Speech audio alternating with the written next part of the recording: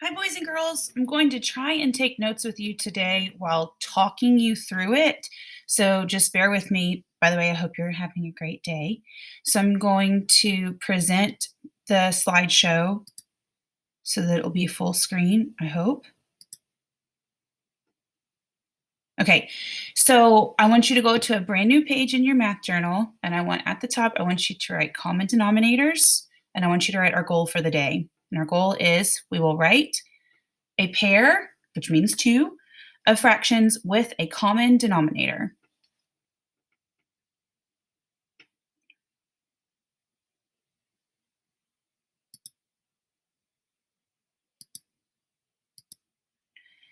Okay, so I was just trying to test something. If I go too fast, I'm pretty sure that you can pause this video, okay?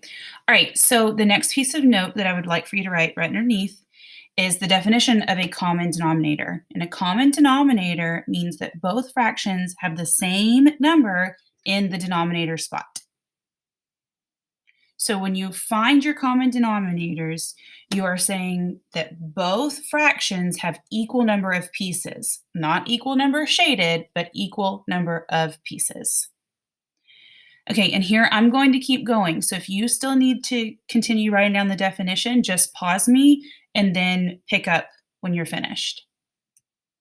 All right, and there are some steps to finding common denominators. So that should be the next line in your journal. All right, there's 3 steps. They won't take you very long, I promise. All right, so the first steps to finding common denominators is one, you're going to list the multiples, and multiples means count by. Give yourself that reminder there. List the multiples of both denominators. We're going to start off nice and slow and just do this with 2 fractions. You can do it with more, but we're going to start off slow. Second step, you're going to circle the LCM. You should remember this. LCM is the least common multiple they share. And third step, write equivalent fractions with the LCM being the new denominator. Have no worries. I have an example for you, and I will show you exactly what I mean. Make sure you're pausing so I'm not going too fast. Okay, so here's the example that I have for you, and I really hope you can see my mouse when I do this. So pretend my answer isn't here and just follow me up top. So my example was I gave you 2 fractions, 1/2 and 3/4, and you can see that the denominators are different. Yes, we have a 2 and a 4. So going back, my step 1 says list the multiples. So I'm going to count by both of my denominators. So I came down here and I took 2 and I counted by 2. 2, 4, 6. Can this keep going? Everyone is saying yes. Why? Because numbers never end. And then I'm going to list my multiples of 4, 4, 8, 12. And boys and girls, I stopped because step 2 says circle the LCM. And I found my least common multiple that both 2 and 4 share. And my least common multiple is 4. So I gave it a circle.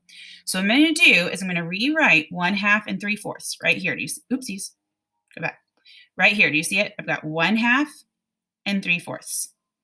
Okay, and I'm going to make a new denominator of 4 because that's what step 3 says, right? Equivalent fractions with the LCM being the new denominator, okay?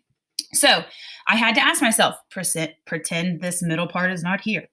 How did I get from 2 to 4? Oh, well, I multiplied by 2. And what I do to the denominator, I have to do to the numerator. So 1 times 2 is 2. 2 times 2 is 4. 1/2 and 2/4 are equivalent. They are equal. You should remember that because half of 4 is 2. So I know that that's the same as 1/2. Then I come down here to 4. This is pretty easy. 4 times 1 is 4. 3 times 1 is 3. So I have 3/4. So now, do you see my little note? Now, 1/2 and 3/4. Now they both have the same denominators. And boys and girls, moving forward, the reason we're going to practice this skill is because you know a very popular rule that I have taught you. In 4th grade, you cannot add and subtract fractions that do not have common denominators, right? So now I'm teaching you how, in case this did have a plus sign here, now I'm teaching you how to make the denominators the same so that you can add and subtract them. Okay, I've got to talk fast because my video time is almost up. All I've done here on the next slide for you is I've shown you the notes from top to bottom. What is happening?